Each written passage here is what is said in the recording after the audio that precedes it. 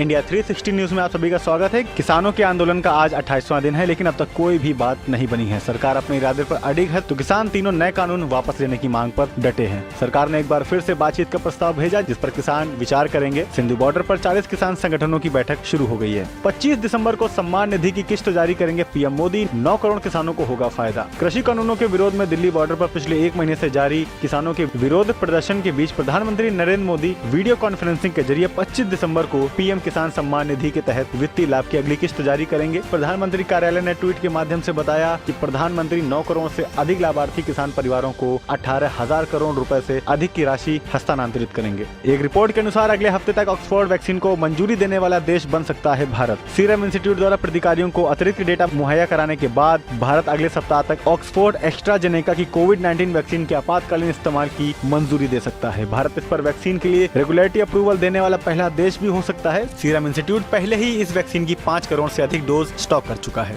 कोविड-19 vaccine को लेकर PM Modi से राहुल गांधी ने पूछा कि कब आएगा आखिर भारत का नंबर। देश में कोरोना वायरस महामारी की हालत पर चिंता जताते हुए कोविड-19 अभियान में हो रही देरी को लेकर कांग्रेस नेता राहुल गांधी ने बुधवार को प्रधानमंत्री नरेंद्र मोदी पर निशाना साधा। उन्होंने कहा कि अन्य देशों में वैक्सीनेशन की शुरुआत हो गई है, लेकिन भारत में प्रधानमंत्री देरी कर रहे हैं। राहुल गांधी ने ट्वीट करके कहा कि दुनिया की 23 लाख जनता को कोविड वैक्सीन का डोज मिल चुका है। चीन, रूस, अमेरिका, ब्रिटेन में वैक्सीनेशन की शुरुआत हो चुकी है। आखिर भारत का नंबर कब आएगा? देश में 24 घंटों में आए कोविड-19 के 23,950 नए केस, संक्रमण से 333 लोगों की हुई मौत। बुधवार सुबह इसके कुल मामले 1,99,066 हो गए, जिनमें से 96,63,382 लगभग 95.69% मरीज रिकवर हो चुके हैं। सक्रिय मामलों की संख्या 2,89,240 है। पिछले 24 घंटों में 333 मौतों के साथ कुल मरने वालों की संख्या बढ़कर 1,46,444 हो गई है। यूके से भारत आए तकरीबन 20 यात्रियों में कोविड-19 की पुष्टि हुई है। पंजाब के मंत्री ओपी सोनी ने बताया कि 7 यात्रियों समेत फ्लाइट के क्रू मेंबर राज्य में पॉजिटिव पाए गए, जबकि अहमदाबाद में ब्रिटिश नागरिक समेत 4 यात्री पॉजिटिव, वहीं दिल्ली में 6, कोलकाता में 2 और चेन्नई में 1 यात्री में कोविड-19 की पुष्टि हुई है। और देखते ही देखते आखिरकार अंटार्कटिका भी पहुंच चुका है कोरोना। लगभग 36 लोग हुए हैं इससे संक्रमित। सोमवार को यहां कोविड-19 ने दस्तक दी है और चिली में एक रिसर्च सेंटर के अनुसार यहां करीब 36 लोग की रिपोर्ट पॉजिटिव आई है।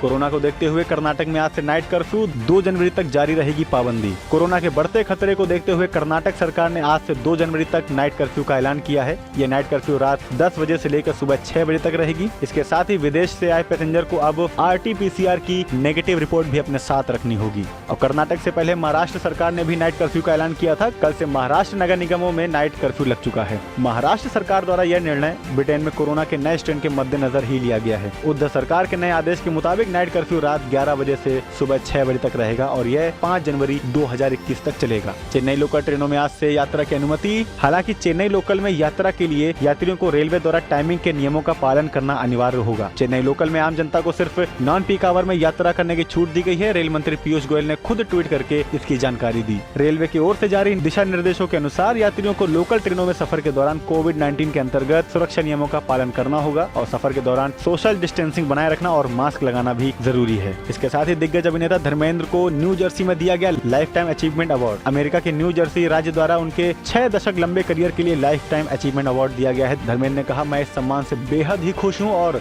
गर्व महसूस कर रहा हूँ।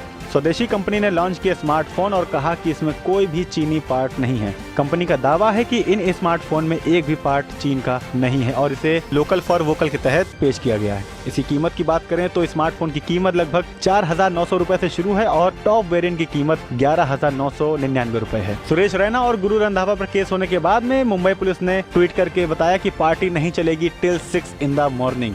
क्रिकेटर रैना के मैनेजर का बयान जारी। उन्होंने कहा कि रैना को स्थानीय समय सीमा और प्रोटोकॉल की जानकारी नहीं थी। उन्हें इस घटना पर बेहद ही खेद है। कोरोना महामारी के चलते जुलाई तक नहीं खुलेंगे दिल्ली के स्कूल, अब कैसे होगा नर्सरी में दाखिला। इस बीच राजधानी दिल्ली में यहाँ की सरकार की ओर से स्कूल खोलने पर विचार नहीं किया जा रहा है। कहा जा रहा है कि 2021-22 के एकेडमिक सेशन में नर्सरी में होने वाले दाखिले रद्द किए जा सकते हैं। दिल्ली के शिक्षा मंत्री मनीष सिसोदिया ने एक इंटरव्यू में कहा कि जुलाई से पहले दिल्ली में स्कूलों को खोले जाने की संभावना काफी कम है। शिक्षा मंत्री ने यह भी कहा कि भले भले ही फरवरी तक हम लोगों को वैक्सीन का टीका देना शुरू कर दें, फिर भी स्कूल खोलने का फैसला तत्काल नहीं लिया जा सकता है। तमिलनाडु के जलीकट्टू को मंजूरी, खिलाड़ियों को देना होगा कोविड-19 नेगेटिव सर्टिफिकेट। जलीकट्टू खेल में खिलाड़ियों की संख्या करीब 300 है, जबकि सांडों की दौड़ में 150 से अधिक नहीं हो सकती। खिलाड़ियों को कोविड-19 नेगेटिव सर्टिफिकेट देना होगा और खुले स्थानों पर दर्शकों की संख्या कुल क्षमता के करीब 50% से अधिक नहीं होनी चाहिए। उत्तर भारत में ठंड का कहर, अगले 24 घंटों में टेम्परेचर और कम होने की संभावना। हालांकि तमिलनाडु और केरल के कुछ हिस्सों में हल्की बारिश हो सकती है। पूर्वी मध्य प्रदेश, बिहार, गंगीय पश्चिम बंगाल और आंतरिक ओडिशा में 1-2 स्थानों पर शीतलहर की स्थितियां जारी रहेंगी।